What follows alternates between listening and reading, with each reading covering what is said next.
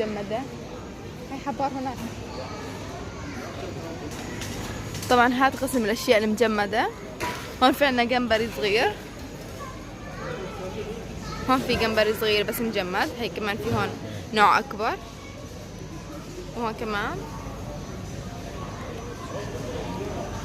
في عنا هون كمان كتير أنواع جمبري، طبعا حسب حجمها وهيك أشياء بيختلف سعرها. في هاد كمان.